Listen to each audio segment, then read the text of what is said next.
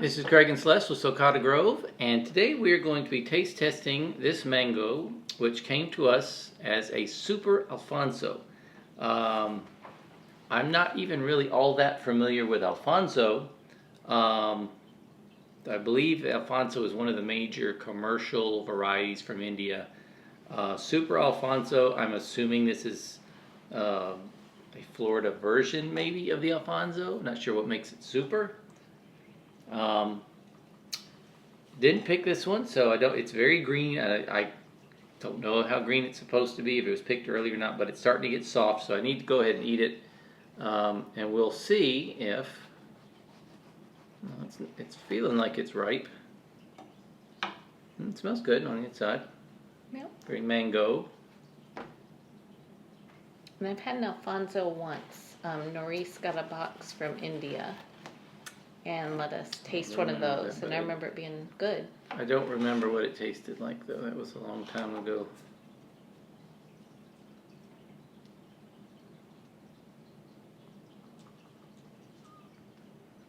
And I've heard Alphonso doesn't do particularly well in Florida. Well, that may be the super part is it's a either close to or a sport of Alphonso or something maybe that does well in Florida.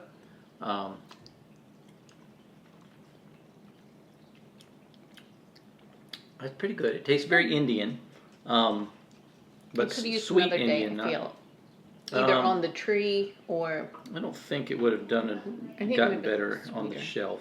Maybe on the tree, but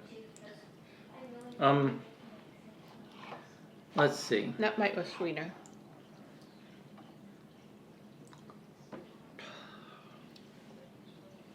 It's hard. Very hard being me.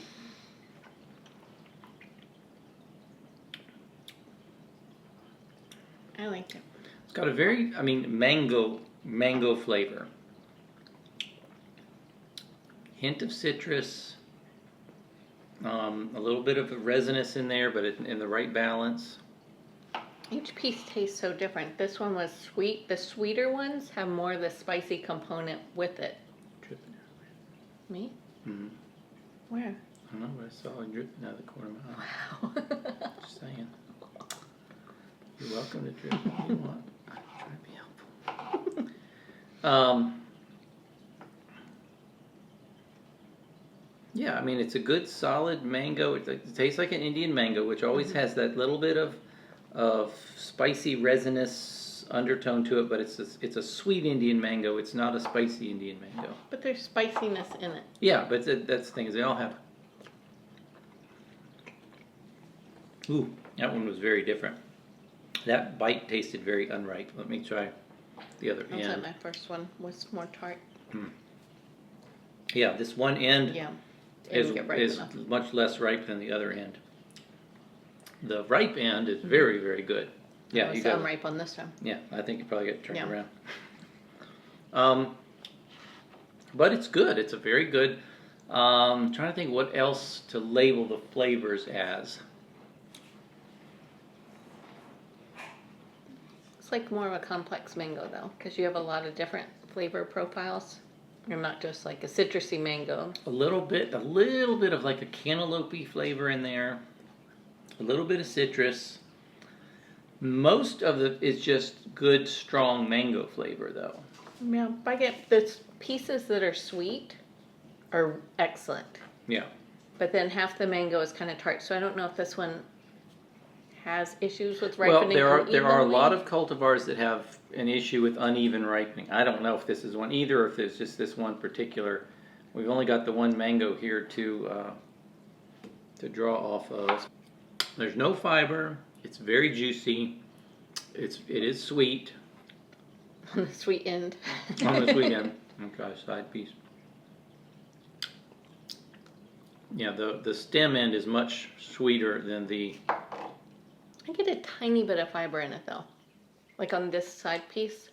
I'm not getting very much at all. Yeah, this is the sweet end here. Save that for last. It's good though. I mean, I definitely want to eat more of it as I'm eating more. Even the unripe end, I know it's too tart. but it's not bad. Yeah, definitely though the sweet end is better.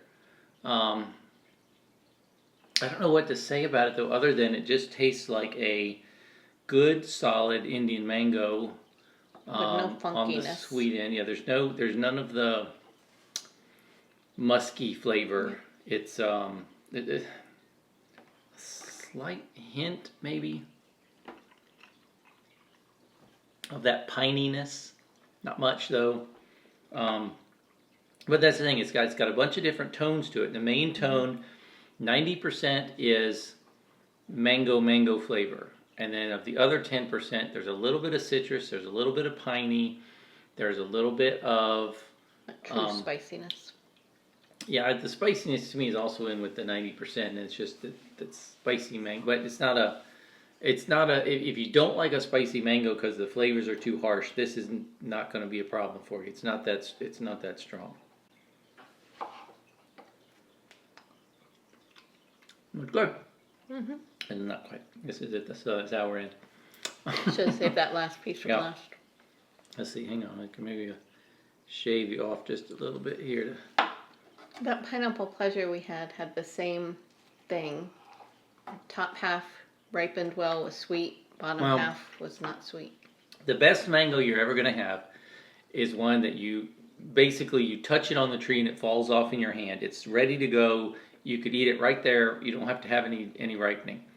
It's not always practical. Some of the worst mangoes you're going to have are the ones that were picked too early off the tree, and you wait and you wait and you wait, and they never ever actually. They'll even get wrinkly, and they're not going to ripen. Like rubbery. Yeah, they get this really. They're terrible.